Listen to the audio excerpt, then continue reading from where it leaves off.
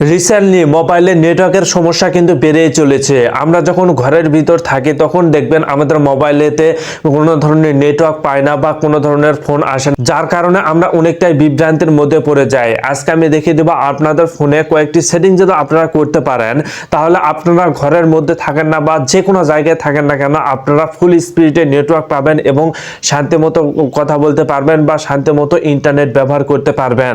তো চলুন আজকে আমি আপনাদের মাঝে খুব সহজে দেখিয়ে দিব কিভাবে আপনারা এই সেটিংসগুলো করবেন।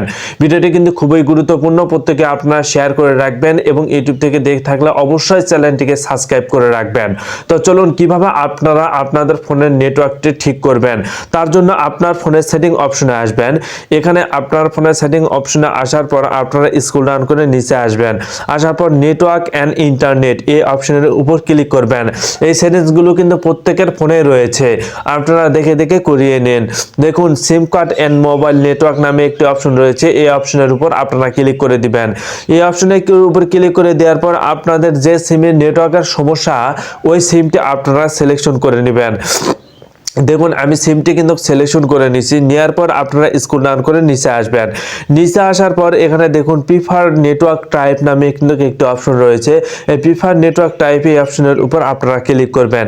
ক্লিক করার পর এখানে দেখুন 4G 3G 2G রয়েছে, 3G 2G রয়েছে, 3G রয়েছে, 2G রয়েছে।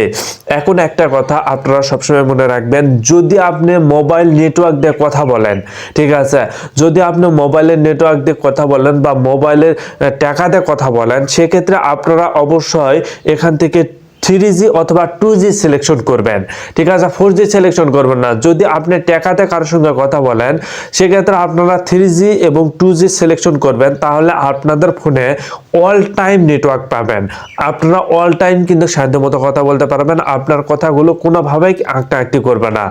আর যদি আপনি ইন্টারনেট ব্যবহার করে যদি আপনি কথা বলেন মেসেঞ্জার বা হোয়াটসঅ্যাপ বা ইমোতে যে কোনো প্ল্যাটফর্মে যদি আপনি ইন্টারনেট ব্যবহার করে কথা বলেন বা ইন্টারনেট ব্যবহার করে ভিডিও দেখেন, সেক্ষেত্রে আপনারা 4G 3G 2G এই অপশনটি আপনারা সিলেকশন করবেন।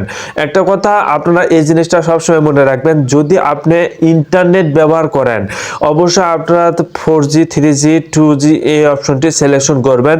আর যদি আপনি ফোনে টাকা দিয়ে কথা বলবেন সেক্ষেত্রে আপনারা 3G 2G সিলেকশন করে দিবেন, তাহলে আপনাদের ফোনে অল টাইম সব সময় নেটওয়ার্ক পাবেন এবং আপনারা শান্তিমতো ফোনটি ব্যবহার করতে পারবেন। আমাদের কিন্তু অনেকের অনেক ফোনে অনেক ধরনের সিস্টেম রয়েছে, তো আমার দেখানো এই সিস্টেমটা যদি আপনারা করতে পারেন ভাই, আমি প্র্যাকটিক্যালি ভাবে কিন্তু আপনাদের মাঝে দেখিয়ে দিচ্ছি। যদি আপনি এই সেটিংসগুলো ঠিকঠাকভাবে এরকম করে করতে পারেন তাহলে আশা করা যায় আর কোনো সমস্যা হবে না।